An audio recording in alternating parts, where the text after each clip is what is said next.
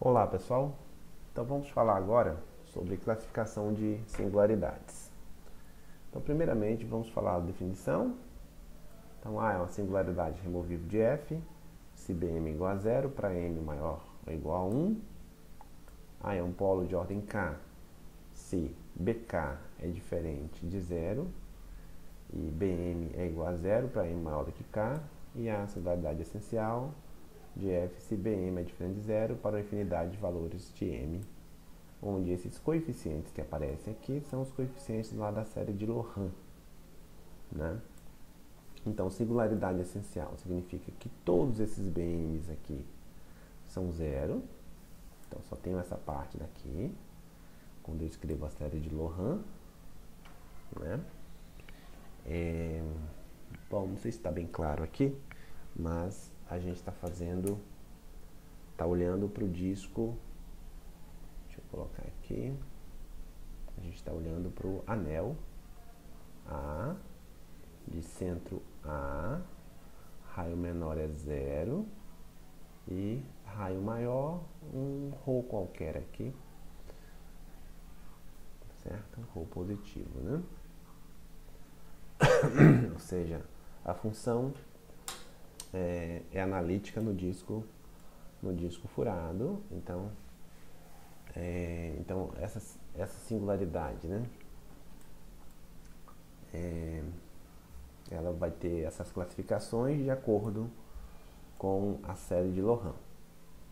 Aí, se você tiver só um número finito de BMs aqui que são diferentes de zero, então você vai ter que a singularidade é um polo, e aí você vai olhar para o maior valor de M, de modo que ele é diferente de zero, né? Chamou de K, esse é o maior valor diferente de zero, e todos os outros a partir do M, isso aí vai ser igual a zero. Então significa que é um polo de ordem K, certo? E a singularidade é essencial quando tem uma infinidade de índices M, tal que Bm é diferente de zero. Beleza. Bom, aí tem uma proposição que eu já falei com vocês em sala de aula, né? É que uma característica para singularidades removíveis, né? Seja f uma função holomorfa no anel A0ρ, então as seguintes afirmativas são equivalentes, né? A é singularidade removível de f, o limite de f de z, quando z tende a A, existe, e uma outra coisa que é equivalente é dizer que o módulo de f é limitado em algum anel contido no anel que foi dado, né?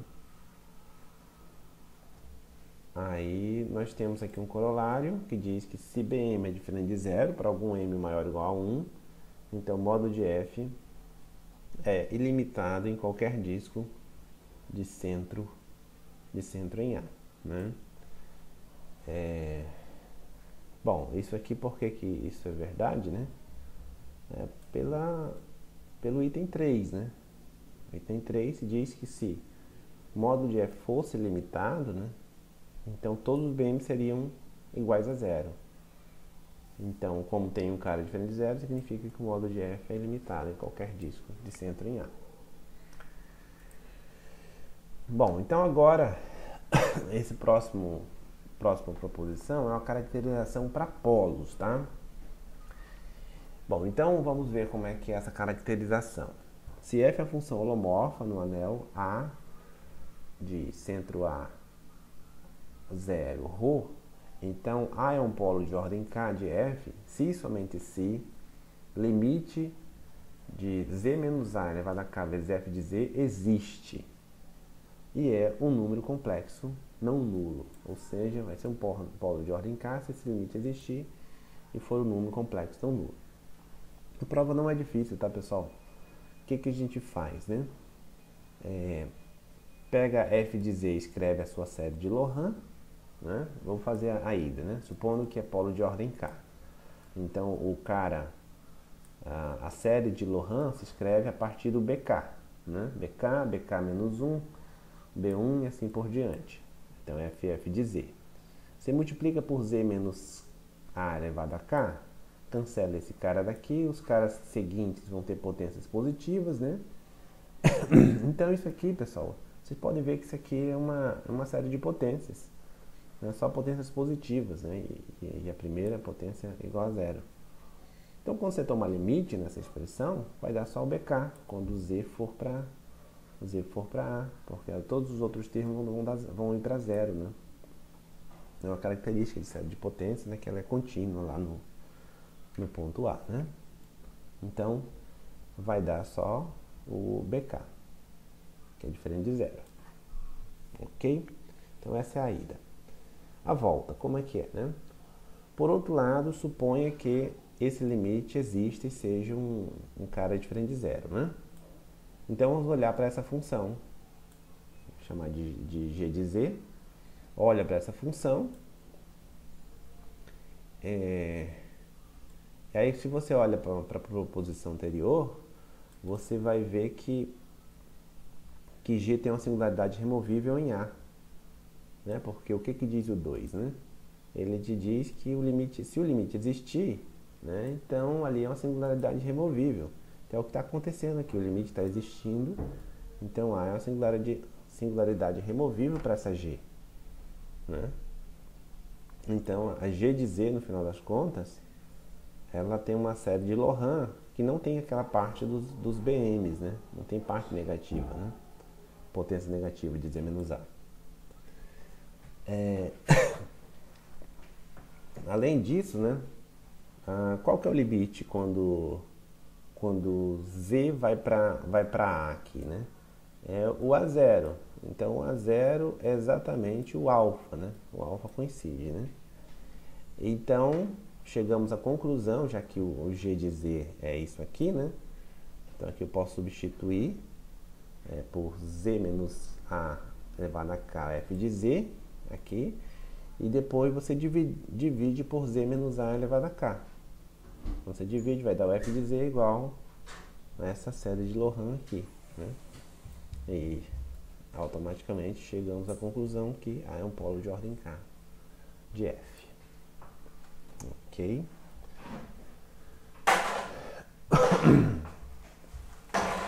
Seguindo. Um corolário. Se F é uma função holomorfa, no anel A de centro A, 0 ρ, e A é um polo de ordem K de F, então módulo de F de Z, o limite do módulo de F de Z é igual a infinito, né? Bom, e aí é simples, né? Porque você vai ver que usa a notação anterior, né? Que o módulo de F de Z é o limite do módulo da G de Z dividido por Z menos A elevado a K. Só que o limite da G de Z, né, do numerador, ele existe, que é o módulo de alfa. Né?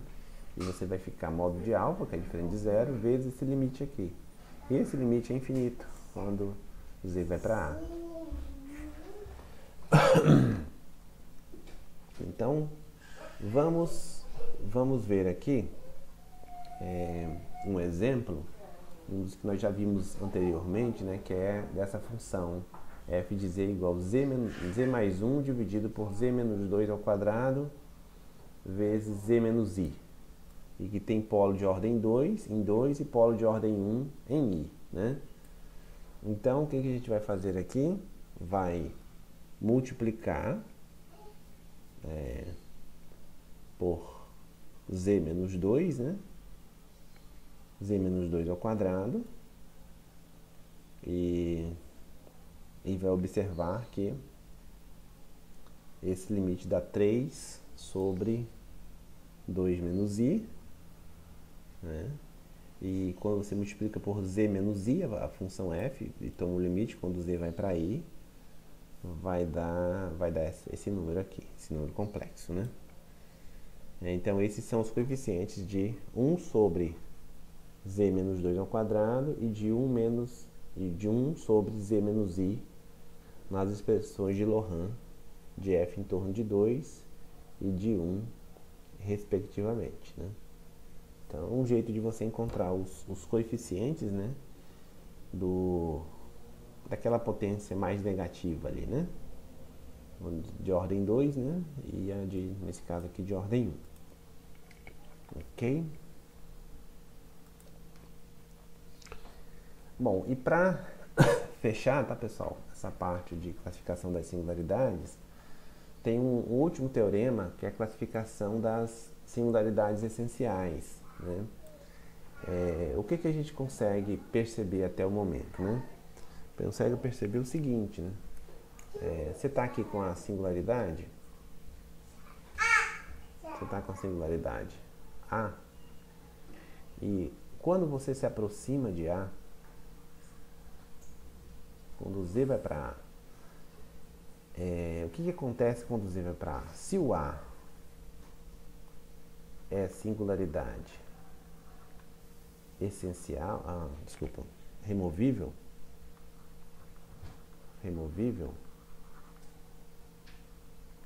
implica que esse limite existe. Limite de f de z, quando z tende a A, existe.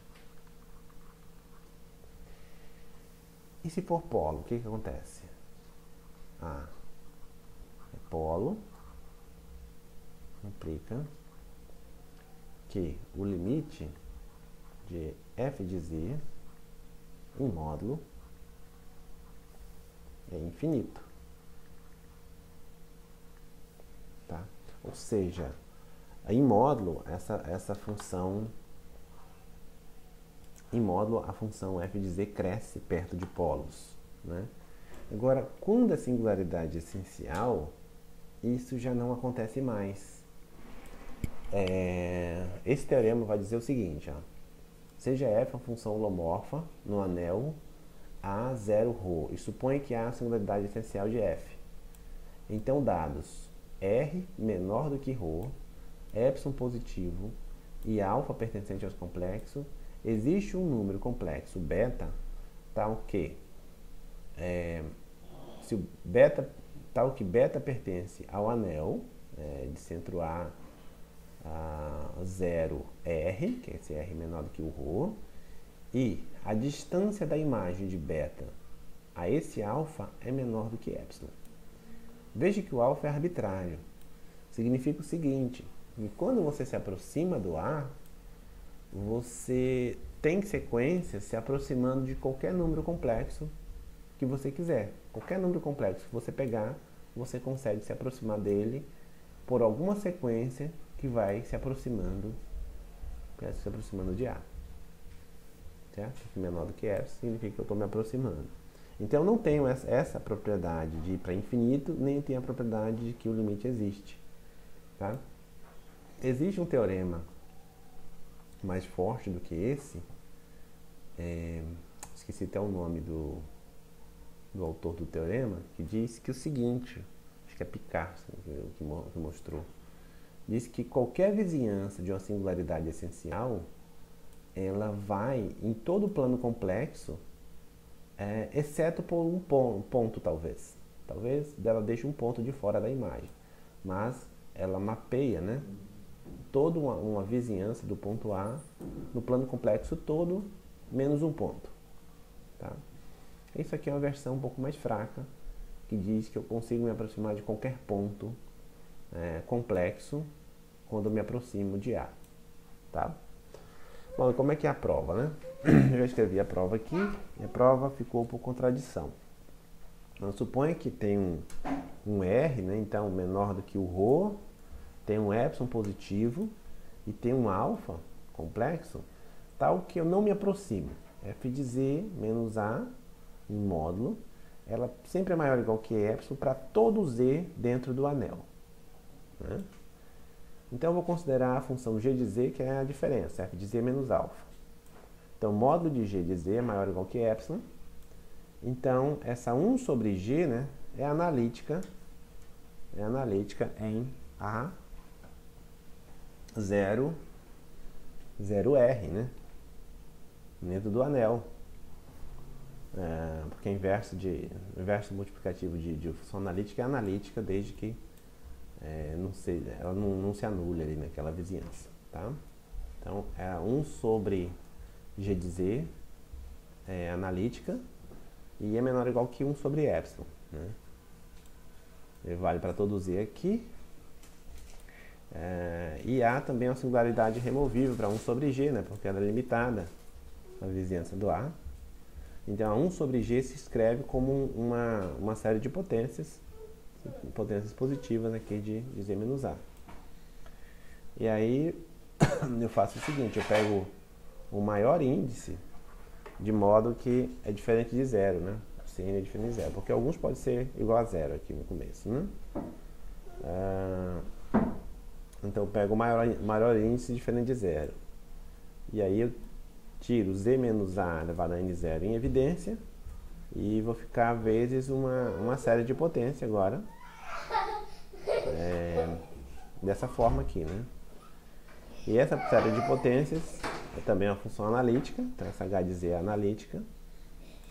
E nós chegamos à conclusão de que e o CN0 é diferente de zero, né? O primeiro cara aqui é diferente de zero. Em particular, a H é diferente de zero numa vizinhança aqui do ponto A. Bom, só para completar, né? Então, H é analítica e H de A é igual a um CN0 que é diferente de zero. Então, aí você vai trabalhar essa expressão, né?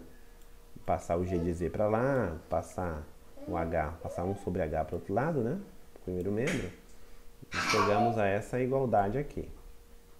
Então, a 1 sobre H, lembrando que H analítica é diferente de zero na vizinhança do A, significa que 1 sobre H também é analítica na vizinhança ali do A. Certo? Então, esse limite aqui, quando Z tende a A, é o limite da 1 sobre H, que é igual a 1 sobre H de A, que é diferente de zero, né? Então, isso implica que A é polo de G de ordem N0, né? A caracterização de polo que nós temos. Esse polo de G também é polo de F, de ordem N0, porque a diferença entre G e H, G e a F, desculpa, é só a subtração por uma constante, né? Então isso aí não altera o fato de ser polo ou não. Ok? Mas isso contradiz a hipótese de que A é uma singularidade essencial de F, né? E o resultado está provado. Bom, vou encerrar por aqui e a gente já volta para falar de resíduos.